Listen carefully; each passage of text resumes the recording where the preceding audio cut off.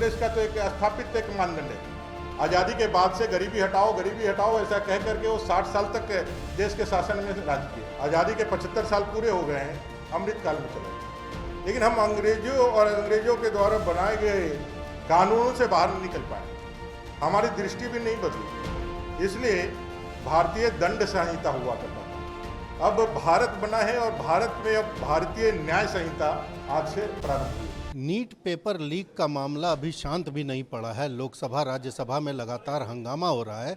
इसी बीच में झारखंड में नेता प्रतिपक्ष अमर बावरी जी ने ये आरोप लगाया है झारखंड स्टाफ सर्विस कमीशन पर कि तमाम परीक्षाओं में पीजीटी को आधार बनाया है, तमाम परीक्षाओं में घोटाला हुआ है, कहीं ना कहीं धांधली हुई है। अमर बावरी जी, क्या मुख्य रूप से क्या आरोप है संक्षेप में? देखिए, आरोप यह है कि पीजीटी जो एग्जामिनेशन हुए हैं, जो ऑनलाइन एग्जामिनेशन होते हैं, उसमें 2-3 सेंटरों से ही टॉपर्स भी आए और उसी में से आधे से ज़्यादा बच्चों का सिलेक्शन हो गया, मतलब कि 70-80% बच्चों ने वहीं से सिलेक्शन प्राप्त कर लिया। बच्चों का ये आरोप है कि मूक बधिर कैटेगरी में पात्रता प्राप्त करने वाला बच्चा आज बोल रहा है, तो इसलिए वो सारी चीज़ों की गड़बड़ियाँ उसकी जाँच हो जाए। और उनको राज्य की एजेंसियों पे भरोसा नहीं है, क्योंकि जेएसएससी के द्वारा लिया गया जेई की परीक्षा जो रद्द हो गया, उसमें एफआईआर भी हुआ है, लेकिन एफआईआर पे एक व्यक्ति की गिरफ्तारी के बाद आगे नहीं बढ़ा। एसआईटी के गठन हुआ सीजीएल में, एसआईटी का कोई रिजल्ट नहीं आया, वो विधानसभा के 2 स्टाफ पकड़ाएं और उसके आगे नहीं बढ़ा।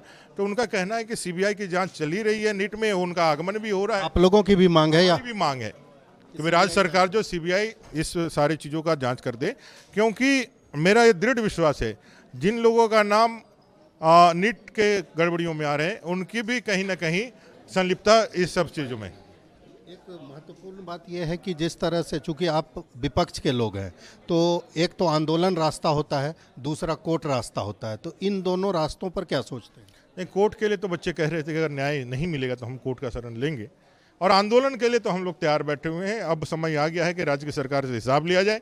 5 लाख बेरोजगारों को रोजगार देने का प्रतिवर्ष वायदा करने वाली सरकार, 5,000-7,000 बेरोजगारी वायदा करने वाली सरकार आज नौकरी देने की बात करके नौकरियां बेच रही है। ये इसको लेकर जनता के बीच में जाएंगे। तो जैसा कि साफ तौर पर कहा जा सकता है कि विपक्ष अब इस मुद्दे को लेकर, क्योंकि जैसे पेपर लीक और परीक्षा में धांधली का मामला जो है ये लगातार देश में सुर्खियां बटोर रहा है, ऐसे में झारखंड सरकार के लिए ये मामला गले की हड्डी साबित हो सकता है। भारत एक्सप्रेस के लिए कैमरामैन धर्मेंद्र के साथ मधुकर आनंद, रांची।